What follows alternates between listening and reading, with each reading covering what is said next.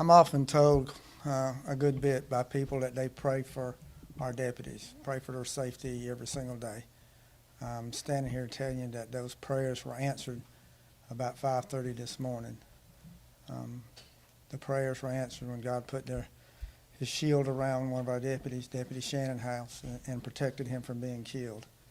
We're fortunate I'm not standing here and talking about a deputy being killed like we had in Spartanburg or what we had in Casey, because it was the same type situation in that it was an ambush.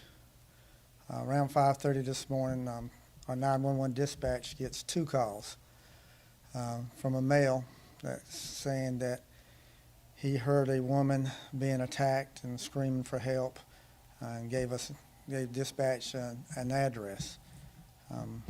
We confirmed that the person who called is the same one who shot at our deputies.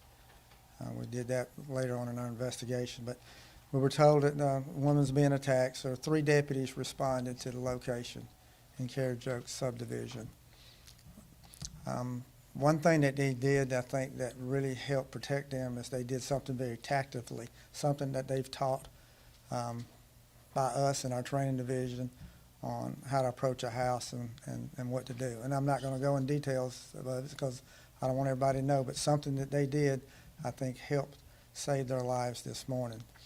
They go to this house, the 3 deputies go to the house. The lady there says, nothing's wrong, she hasn't called, she's not been assaulted, she has no clue why they would be called to her house.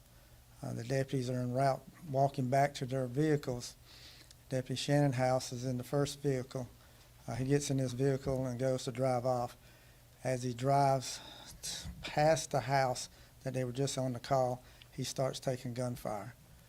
One round came through the passenger window, lodged in his dashboard of his vehicle.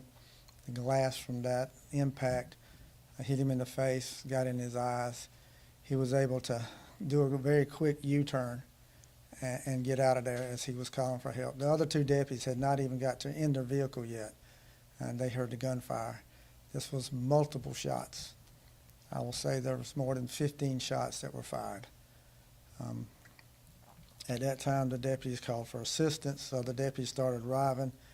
Shortly thereafter, as we were checking this area, the house next to the house that we had originally went to, we located an individual that was laying there dead.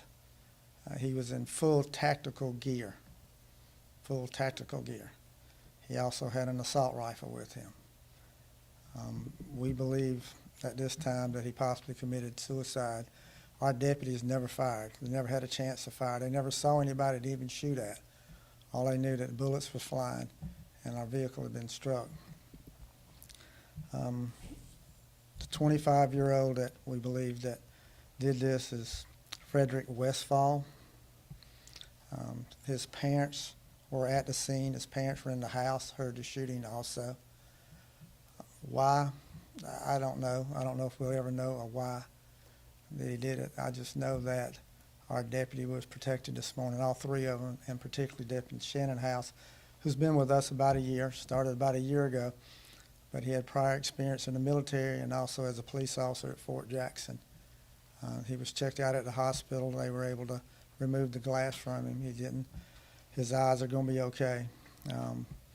But you can just imagine mentally the damage that it did to him this morning, which we are addressing. We've already had our mental health counselor talk to him this morning to address what happened and how he's going to feel and just the support that he's going to have from the Sheriff's Department. We were lucky. We were very lucky. This was an ambush. It was nothing else but an ambush to kill cops. Why, we don't know. I don't know if we'll ever know. Probably only the dead person and the devil knows why he did what he did today.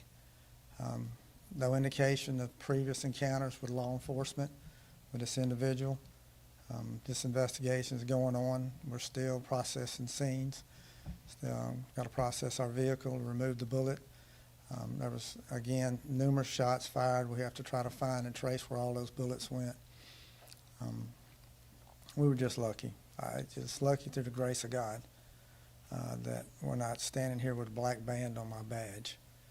and talking about someone that was killed. So thank you to all those who pray. Continue to do that. I think it paid off this morning, and I hope it continues to pay off, not just for those in Richland County, but everybody who wears this uniform.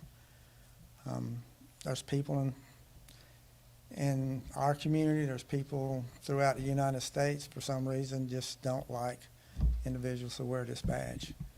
I don't know why, but they shoot at cops, and they take the lives of cops. We're lucky we didn't lose one this morning. Questions? Sheriff, above and beyond the 911 call and the full body armor, has any other evidence pointed to this being premeditated? I don't think you get much more premeditated than that, than being fully prepared, fully armored, making a false call to get deputies out there. He wasn't there to give them a cup of coffee.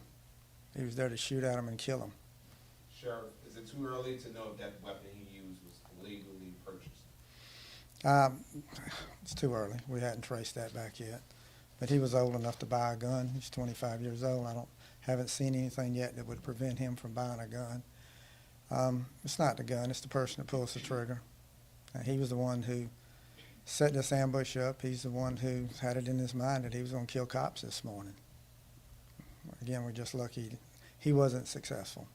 Are you able to tell us the type of weapon he used? It was just an assault rifle. Sheriff, there was a shooting late last night, neighbors say around 11 or midnight, give or take, in the Gatewood community. It's about 5 minutes down the road. Do we have any reason to think that is connected, or any insight as to what transpired there? No, that's completely separate. It has absolutely nothing to do with this shooting.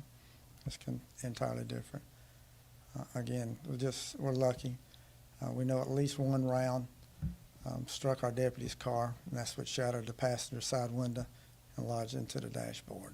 So, again, very active investigation. The coroner's office is doing their part. We'll get the results of their autopsy as soon as they're finished, and we'll continue to work. And as we get more information, we'll be able to give it out. But right now, I just think people in the community need to know how fortunate we are that